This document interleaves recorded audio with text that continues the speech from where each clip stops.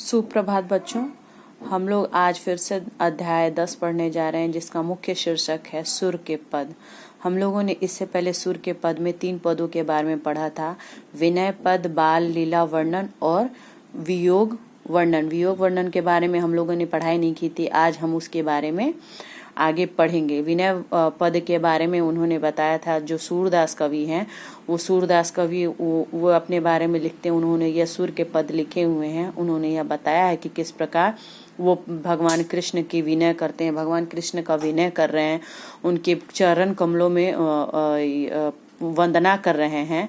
और वो कह रहे हैं कि उसमें उन्होंने बताया है कि पंगु जो होते हैं, यानी जो अपंग होते हैं, लंगड़े होते हैं, किस प्रकार वो पर्वत पार कर लेते हैं, अंधे को सब कुछ दिखने लगता है, जो बहरे होते हैं वो सुन सकते हैं, जो बोल नहीं सकते वो बोलने लगते हैं, और जिस प्रकार जो रंक होते हैं वो राजा बन जाते हैं। इस प्रकार सूरदास उन्हें करुणामय और उनकी बार बार प्रार्थना करते हैं। वो कहते हैं कि जो भी कृष्ण की भक्ति जो भी करता है, वो असंभव कार्य भी उसके लिए संभव हो जाते हैं। इसी प्रकार उन्होंने बाल लीला वर्णन में कहा था कि अपनी मैया को वो बार बार अपने दाऊ के बारे में बोलते हैं कि वो दाऊ मुझे बार बार चिढ़ा रहा है, बार बार मुझ पे हंसते हैं।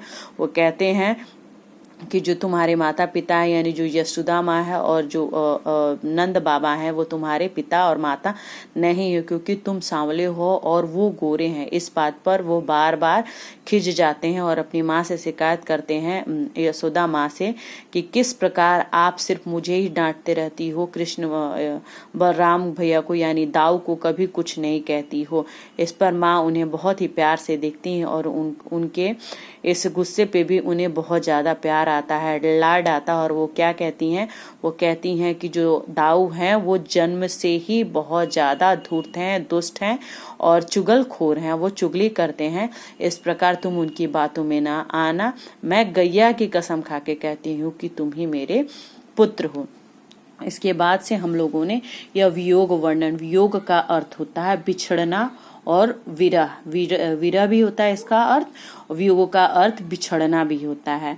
तो आइए बच्चों, आज हम लोग आगे सुर के पद के बारे में आगे जानकारी हासिल करते हैं। और तीसरे पद में सूरदास जी कृष्ण के चरणों में अपनी अनन्य भक्ति अर्पित करते हुए कह रहे हैं कि कृष्ण के नाम के अतिरिक्त उनके मन को कहीं और भी कुछ सुख नहीं मिलता है।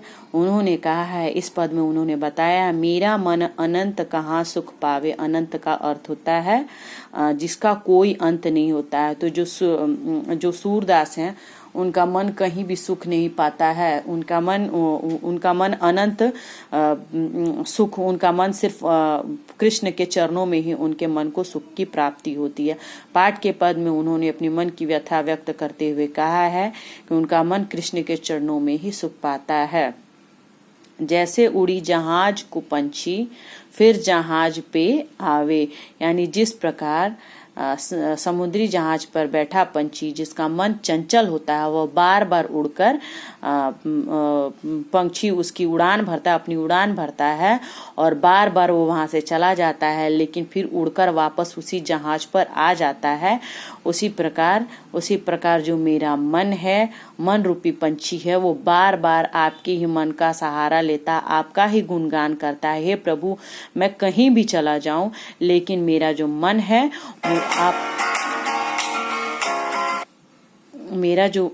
हे प्रभु, जो मेरा मन है वो बस आप ही की कल्पना करता है, आप ही की पूजा करता है। आपके जो चरणों में ही वो अनंत सुख पाता है। कमल नैन को छाड़ी महात्म और देव को ध्यावे। कमल नैन का अर्थ होता है कमल, यानी यहाँ कृष्ण यानी यहाँ हरि को कहा गया है। कृष्ण के अनंत अनेक नाम होते हैं, उनमें से कमल नैन भी एक नाम है।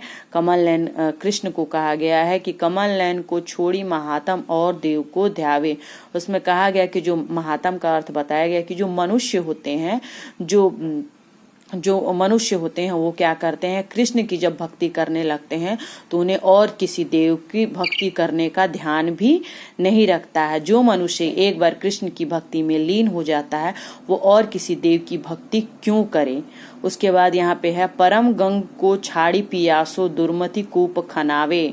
यहाँ पे परम गंग को छाड़ पियासी, यानी परम गंग का मतलब छोड़कर, परम गंग को छोड़कर जो व्यक्ति एक बार गंगा जी का पानी पी लेता है, दुर्मति, दुर्मति का अर्थ होता है मूर्ख, और कूप का अर्थ होता है कुआं, खनावे, खनावे का मतलब होता है खोदना, यानी दुर्मति का अर्थ यहाँ पे मूर्ख हुआ, कूप का अर्थ होता है कुआं, और खनावे का अर्थ होता है खोदना।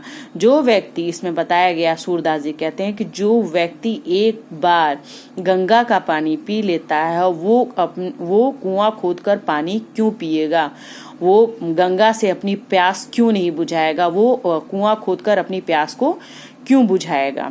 इस प्रकार जिहि मधुकर अम्बुज रस चाख्यो, क्यों करील फल खावे। उसने कहा है कि जिन भंवरों ने कमल के फूल का रस, मधुकर का अर्थ होता है भंवरा, और अम्बुज रस का अर्थ होता है, अम्बुज का अर्थ होता है कमल।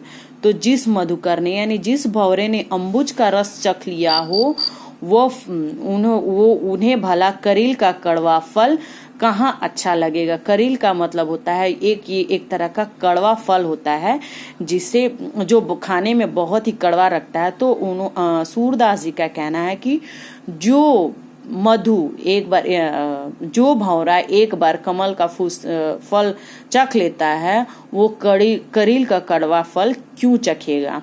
सूरदास प्रभु कामधेनु तजी छेरी कौन दुहावे।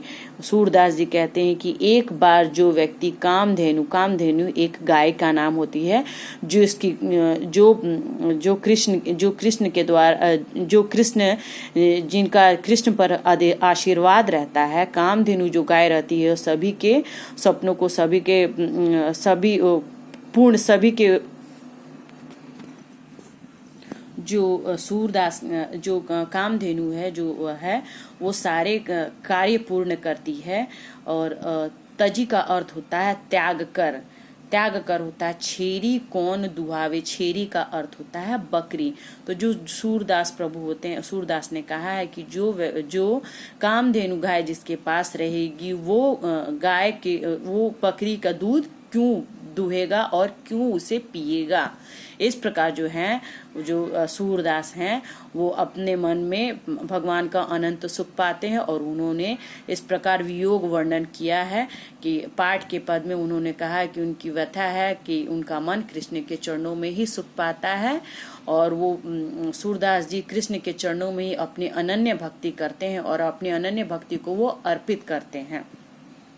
इस प्रकार बच्चों यह अध्याय यहीं समाप्त होता है। बच्चों आप इसके अर्थ को ध्यान से समझें, इसे ध्यान से पढ़ें और इसके जो शब्दार्थ हैं उसे याद करें। धन्यवाद।